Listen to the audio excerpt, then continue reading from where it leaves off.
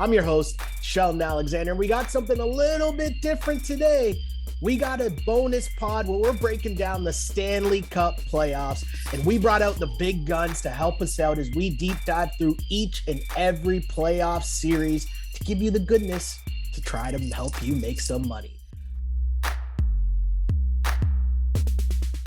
So from Sidney Crosby to his rival, Mr. Alexander Ovechkin, I'll stick with you, Michael, as we go to the Caps and Panthers series. The Panthers obviously running away with the President's Trophy in the NHL, but we know that doesn't necessarily or ever really translate into success in the Stnaley Cup playoffs, right?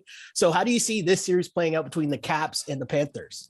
Yeah, this one's going to be a lot of pain, actually. I'm not thrilled about it, but the more and more I dig into it, the more and more I think I just got to play the Capitals. I think it's 260 now, where I was looking, prepping this. I was hoping, that number came down a little bit. It was like as high as like 3-1 on the series price for Washington. If I could get a number closer to that, I'll take it. I don't believe in it. I think that the Capitals goaltending, they have one too many flaws in this matchup. If they had shored up maybe one or two of them, maybe got a little bit more consistent goaltending, especially from Vitek Vanacek, and who I think is like Jack Campbell, and like we'll say about Casey DeSmith and other goalies. I don't think he's going to be terrible, but when you're playing the Florida Panthers, you need to be way above average, right? Like you're going to need to stop this offense that can put up 50 shots a night if they want to, every night. And it comes down to a couple things too. Like if Washington goes out 2-0 in game one, Vanacek is still going to need to stand on his head, because that game state is going to favor the Panthers, where they're like, all right, we're down 2-0. We're going to just need to pound the puck at this goaltender and just basically take many, many risks. And that's what the Panthers do best. They're really good going forward. They're great in transition, and they're very good in basically ignoring their defensive responsibilities and creating a 4-on-2 every chance they get. Now, when you're playing better teams, that will end up biting you. But I don't think Washington is that type of team. However, they are clinical, right? Like the Caps are always near the top of the NHL in shooting percentage because of Ovechkin, because they have playmakers like Backstrom and Oshie, and guys like, Tom Wilson, who just sucks up a ton of gravity when he's on the ice, and John Carlson on the back end. So I do think that there are enough signals to back Washington at a big number. But it's like one of those bets where you just grimace and like, all right, I'm going to lose this bet. I almost want to forget about it. And guess what? Like if you get, the Capitals and if they go up 3-2 in a series, like then you can start paying attention, but not what I'm looking forward to making, but it'll probably be Washington or nothing for me. Yeah, you can hear the just absolute disdain for the bet that he wants to make in Michael's voice there, can't you?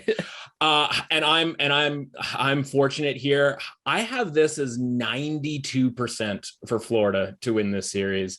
And once we get to that level, then there isn't going to be a price, thankfully, that tells me that I should be betting on the Washington Capitals, right? So I don't have to deal with the pain. And one of the many things that I like about Michael is that he's not afraid to fire away on a big underdog, because I myself am somewhat famous for liking the odd underdog, especially when it comes to the NHL. So and there will be other ones that I certainly go, well, maybe this one isn't a maybe for me. I just think Florida is, by far the better team here.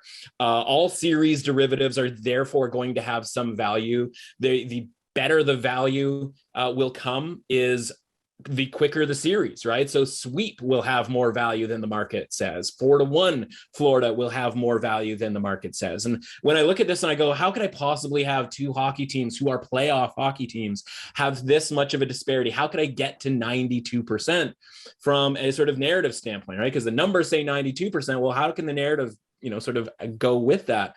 I just look at these as two teams heading in different directions, right? The Caps haven't done anything in the playoffs since winning the Stnaley Cup. I guess that's a theme, right? Whether it's the Blues last year getting absolutely walloped by the Avalanche, whether it's the aforementioned Penguins not doing much, right? You win a Stanley Cup. Sorry, the penalty is you are basically done for the next 3 years. In the case of the Capitals, you can see why that would be, right? Everybody getting old, and as much as Ovechkin's still piling up the goals, and it'll be interesting to see if he ends up passing Gretzky. Like that hasn't done them any good in these last few seasons, right? And as Michael mentions, yeah, they have this incredibly good conversion rate on high danger scoring chances, right? Like when they get chances, they convert them because they have that high end talent.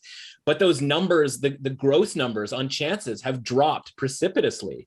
And so even though that they have this 17% high danger chance conversion rate, which is like 3 or 4% higher than league average, they're still the only team of these 16 teams that I have rated below 500 when it comes to basically even strength play. And the goaltending isn't there the same way that the Rangers, have the goaltending. And as Michael and I've mentioned, right, power play doesn't mean as much. And by the way, the power play this year is pretty pedestrian at about 18% for the Capitals. So they don't even have that thing that they're relying on. And so meanwhile, okay, well, how did the Panthers get here, right? If you're just sort of listening to this going like, I'm kind of a tangential hockey fan. How did the Panthers get here? Well, they got here by obviously having really good players that almost beat the Tampa Bay Lightning last year. And when I say almost, it wasn't that like, oh, this went to game 7 or there was overtime and all that sort of thing. Is the on-ice play for them, they were better than the Tampa Bay Lightning at even strength. Problem is, Tampa Bay added Nikita Kucherov right before the series and had like a 45% power play clip. And the goaltending really let them down to the point where they were on their third goaltender by the end of that series last year. Now that's the big issue, right? Sergei Bobrovsky. And it's funny how it takes 2 years for everybody to jump off a goaltender or off a player where it's like, okay, Sergei Bobrovsky, I'm worried about him.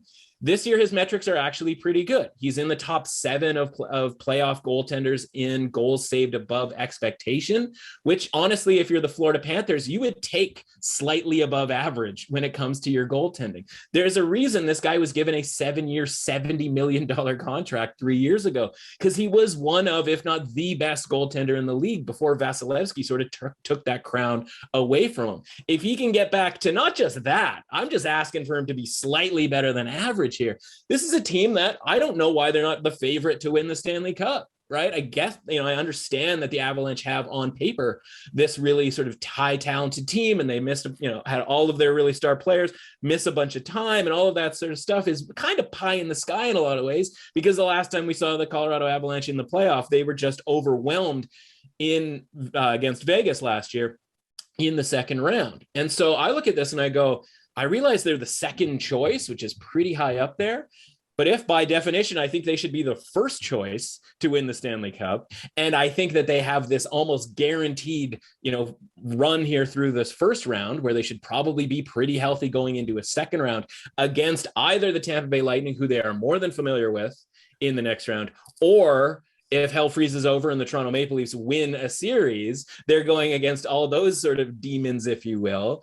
Like, I think the Panthers route is actually sneaky, not easy, but actually low key, kind of comfortable for them. And so I look at it and I go, man, if you can get 5-1 on this Panthers team that has been clear cut the best team, again, a lot of that's weighted to after the All-Star break in the same way that I did with the Bruins. If you can get that with the best team and they're not being treated as the best team, I'm in on that. So I got series -1.5 at -150. I got series -2.5 plus 150. I don't know that I'm dying to necessarily play this game to game, because obviously crazy stuff can happen in a one game sample size, but I'm definitely on the Panthers at plus 500 to win the Stanley Cup.